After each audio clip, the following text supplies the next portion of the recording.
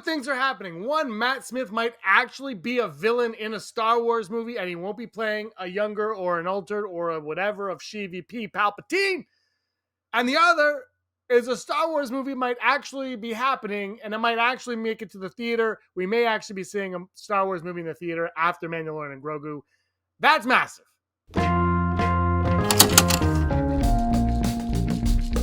Hey everyone, welcome to Digital Charcuterie. My name is James. Thank you so much for stopping by. If you're new to this channel, if you like Star Wars, if you don't like Star Wars, if you like things, hit that subscribe button, then hit the like button because you like things. So like this video, it helps us out a great deal. I like Star Wars. I've been doing the Rebel Scum podcast for 9 years.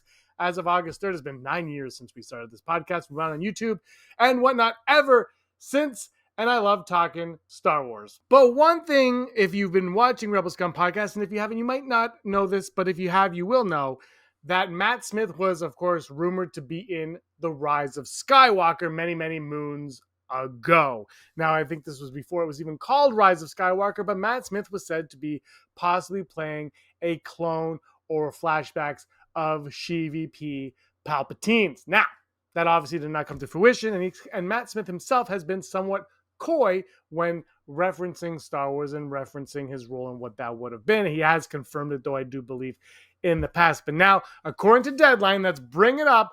Deadline is saying that Star Wars Starfighter Matt Smith lands villain role in new Lucasfilm pick starring Ryan Gosling. That is fun news if you're a fan of Matt Smith, I guess. Exclusive. This is a Deadline exclusive after fighting battles for House Target. I don't watch that stuff. Matt Smith is ready to take his next fight to a galaxy far, far away. Sources tell Deadline that the House of Dragon Star is on board to join Ryan Gosling in Lucasfilm's Star Wars Starfighter. Mia Goth is also on board, with Sean Levy directing the pick. Jonathan Tropper penned the screenplay. Lucasfilm and reps for Smith could not be reached for comment. That is all you're getting from them right now. But, so two things here. One, great news. But two, like, unless there's an official announcement, whatever. But we heard from Schneider a little while ago, Jeff Schneider, on the Hot Mic podcast, that, we were going to start hearing things about the casting for Starfighter. It was coming up. Mia Goth, I got to say, Mia Goth, great pickup for Star Wars. Ryan Gosling, look, Ryan Gosling is not a terrible actor. I'm not saying that. But Ryan Gosling is Ryan Gosling.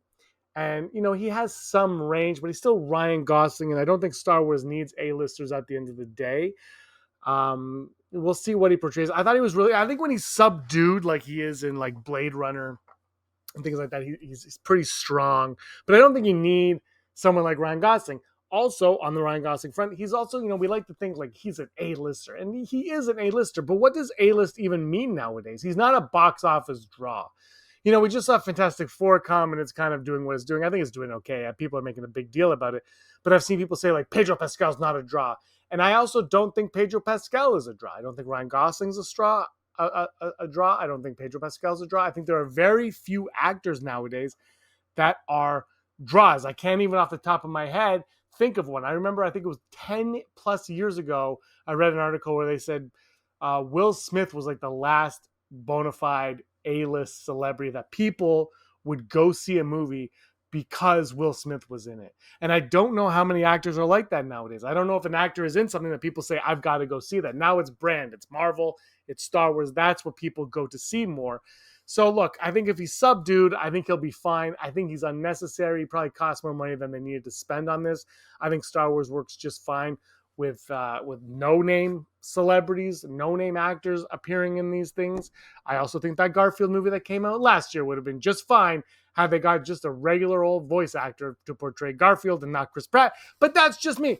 That's just me. If you guys think, whatever you guys think of Ryan Gosling's casting, let me know in the comments down below. I think Mia Goth is perfect, though, because she's kind of been on like the cusp of stardom.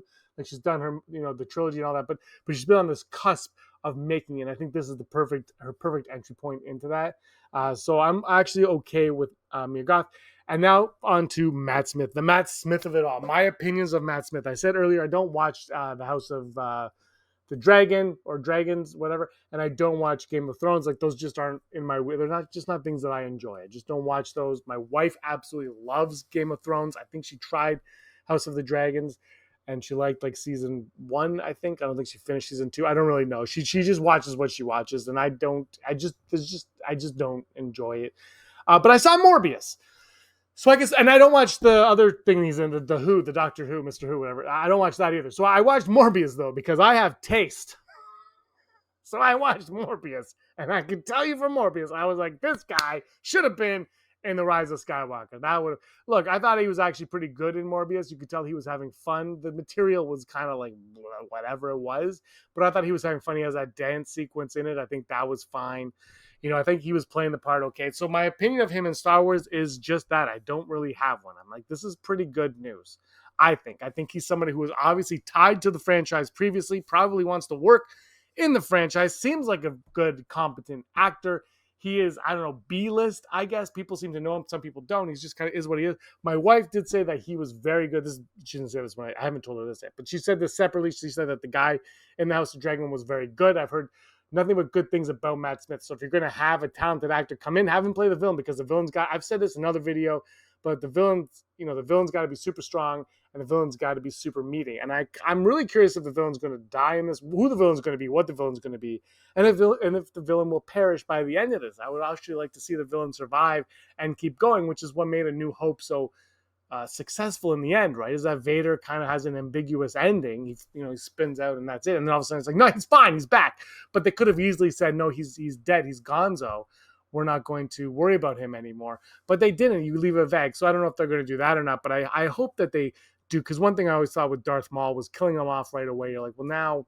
And I love the prequels to death, but I feel like those big bad guys. Obviously, CVP is the big bad, but the big bad guys just never had a chance to properly flourish in the prequels, because obviously you go into Dooku, and then Dooku obviously gets spoiler beheaded in the second, right at the beginning of the third movie, so his second movie. So you don't get to see these characters evolve and their story arcs and whatnot. And I'm really curious to see what we're going to get from Matt Smith. And I'm not saying a villain has to have a story arc.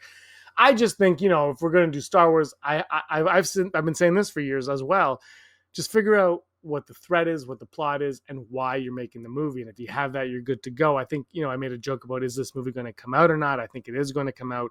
I think Sean Levy is, he's whatever you think of his directing, he's a successful director. You can't debate that. And he's a competent director. And then when he does something, it comes to fruition. Because right now, the only thing I believe in Star Wars that's happening is something that Jon Favreau and Dave Filoni do. Everything else, I'm like, it's up in the air. I'm like, is it going to happen? I don't know. We don't know. Like they announce things, they don't, like, it happens, it doesn't happen. We don't even know. So Sean Levy though is a name after, especially after the success of Deadpool and Wolverine. Then he had the Fall, but no, not the Fall. What was the one? Free Guy.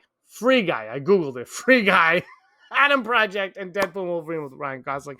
Real Steel, Big Fat Liar, one of the best movies ever made. He's had a lot of success doing things like Pink Panther with Steve Martin. I kind of like that movie too.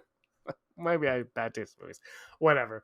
But Matt Smith is going to be the villain, or for now, until he gets cut out of it. The villain in Star Wars Starfighter. Does that excite you? Are you looking forward to it any more, any less? Does it even matter to you? Let me know in the comments down below. Thank you so much for watching, everybody. Give us a like and a subscribe. And until next time, may the force of others be with you.